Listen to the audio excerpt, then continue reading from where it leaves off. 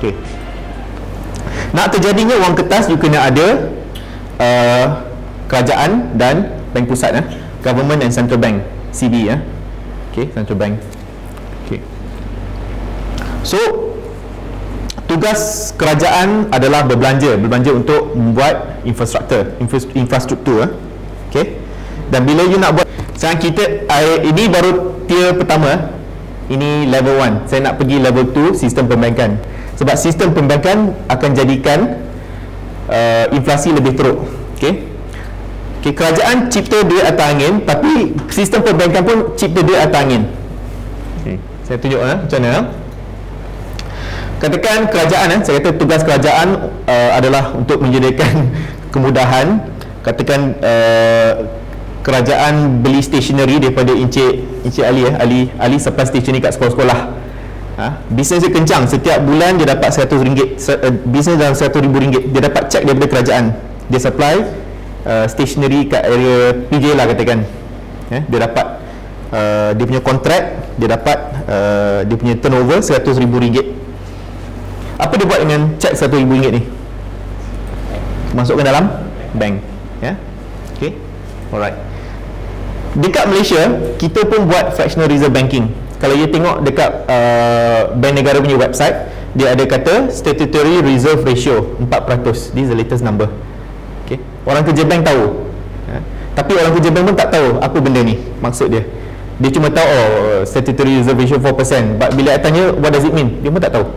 Okay. What it means, macam tukang emas tadi, dia simpan 10% saja emas, dia boleh cetak kertas, dia cuma perlu simpan 10%. Sistem perbankan dekat Malaysia sama juga macam tukang emas tadi, dia cuma perlu simpan wang yang keluar daripada ni, dia cuma simpan 4% saja. Lepas tu dia boleh bagi loan. Penipuan tak tu? You perasan tak macam kenapa bangunan yang tinggi-tinggi kat KL ni semua milik siapa? Bank. Milik bank. Okay. Kalau you tengok ada hotel yang tinggi, hotel tu pun tak dibayar lagi. Siapa pemilik dia? Masih lagi bank. Okay. KLCC tu pun tak tahu dah habis bayar, milik bank juga tu. Okay. So bank kat Malaysia memang buat fractional reserve. Kalau you tak nak pun, you dipaksa buat. Satu paksaan yang best lah, toke-toke bank ni semua kaya raya. Okay, saya tunjuk macam mana mekanisme fractional reserve banking. So bila RM100,000 masuk dekat dalam bank M ni, okay, katakan Ali dapat cek, dia masukkan dalam bank M. Bank M dibenarkan simpan 4%, 96% diberi keluar sebagai pinjaman. Nampak macam okey, tak ada masalah, betul tak? Macam tak ada masalah. Tapi dia masalah dia bila you ada a group of bank. Okay, katakan daripada RM100,000 ni, RM4,000 bank kena simpan, RM96,000 boleh dikeluarkan sebagai pinjaman. Katakan Mr. Chong ambil pinjaman ni untuk beli kereta daripada Adam. Adam adalah penjual kereta. Okay, he's a car dealer. So Adam dapat RM96,000 ni duit daripada bank M. Apa dia buat? Dia masuk dalam bank dia. Katakan bank I, katakan bank Islam lah, alright.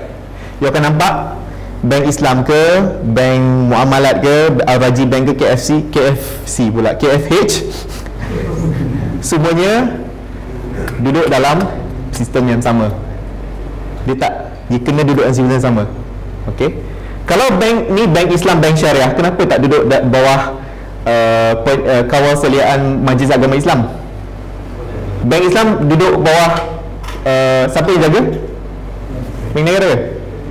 Kalau you ada dispute dengan bank Islam, masuk mahkamah syariah atau mahkamah biasa? Itu joke nombor 1.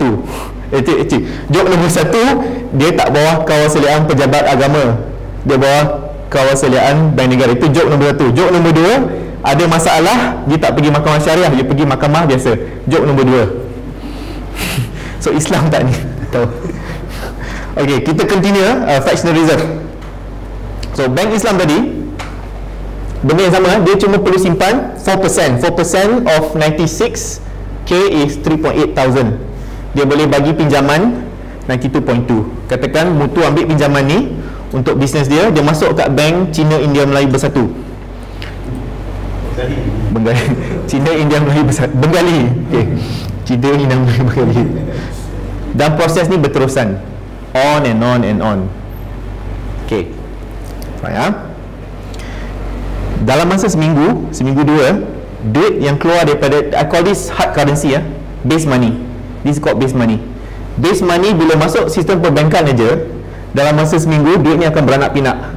Okey.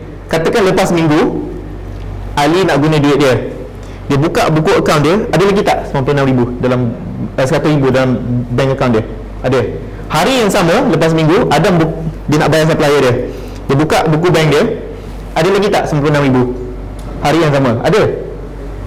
Lepas tu butuh pula, dia nak start guna duit dia untuk pusingan dalam bisnes dia, dia buka buku akaun dia, ada lagi tak? Nah, itu point tu. Dan proses ni berterusan. So kalau you tengok 100,000 campur 96 campur ni dia berterusan sampai dia punya reserve ratio tu makin kecil. Dia ada formula dia. Okay. Currency creation formula equals base currency adalah duit yang keluar daripada kerajaan ni bahagi statutory reserve ratio, bahagi reserve ratio. So maknanya 100,000 bahagi 0.04, you dapat 2.5 million. 100,000 hard currency daripada kerajaan bila masuk aja sistem perbankan, dia akan multiply jadi 2.5 juta. Maknanya RM1 tu, setiap RM1 yang dicipta daripada atas angin masuk je sistem perbankan akan cipta lagi atas angin sampai jadi RM25. Nampak? So duit yang berlebihan ni bila masuk dalam market apa jadi? Inflasi. Duit yang berlebihan ni masuk. So siapa yang menyebabkan inflasi? Kita semua. Setiap kali you swap you punya credit card, setiap kali you ambil housing loan, setiap kali you ambil car loan, setiap kali ambil personal loan, study loan, you adalah penyebab. Kamu semua penyebab inflasi. Bila you all ambil loan, sebab currency ni it's loan into existence. Dia dicipta bila ada orang ambil loan. Kerajaan ambil loan, benda dicipta. You ambil loan, currency dicipta. Okey.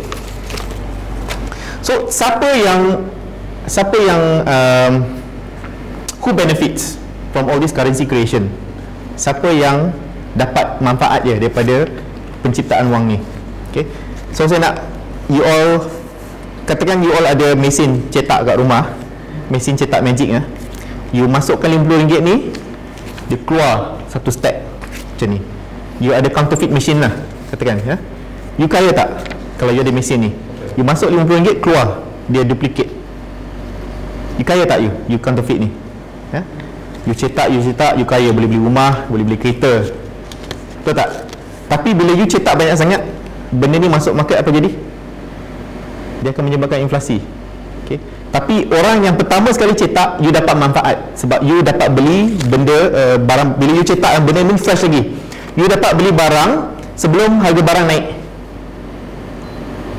Bila benda ni dah berlega, harga barang pun akan naik. Tapi sebab you guna dulu, you orang pertama yang guna dulu, you dapat manfaat. Sebab tu bank adalah penerima manfaat yang pertama. Sebab dia cetak, dia ada lesen cetak benda ni. Dia tak cetak pun, benda ni semua wujud secara digital. Okay. So akan jadilah keadaan mana yang kaya makin kaya dan yang miskin makin miskin. So maknanya orang yang duduk dekat atas ni macam bank dan kerajaan dan syarikat-syarikat, sebab duit ni masih fresh. Okay, bila benda duit ni dah makin jatuh, makin turun, harga barang dah makin naik. Bila dah sampai kat makcik jual goreng pisang kat tepi jalan, inflasi tu pun dah naik. So maknanya kuasa beli wang kertas tu makin, bila dia dah turun ke bawah, dah makin cair. So bila makin cair, you tak cukup, you kata dah cair, tak best lah. So kena ambil lagi daripada atas, So yang atas makin kaya, yang bawah miskin makin miskin. You nampak tak keadaan kita kat Malaysia sekarang ni? Orang semua banyak berhutang, berata-rata berhutang. You bawa kereta, I nampak poster ni, pinjaman peribadi, pajak gada, kami bersedia, hutang ni untuk orang Islam aja. Nampak tak? Hutang koperasi, kena blacklist pun boleh ambil hutang lagi. hutang dah berleluasa. Okey. Inilah apa yang bank buat kat you all sekarang ni. Okey. Katakan ini fresh orange orange juice Okey. Katakan harga RM2. Okey, penuh. You bayangkan fresh orange ni RM2 penuh Okey. So kalau katakan saya lah, jangan bank Kalau katakan saya jual fresh orange dekat you all RM2 sebotol. Tapi sebelum saya jual, saya minum sikit. Lepas tu saya cairkan tambah air sampai penuh. Saya tutup.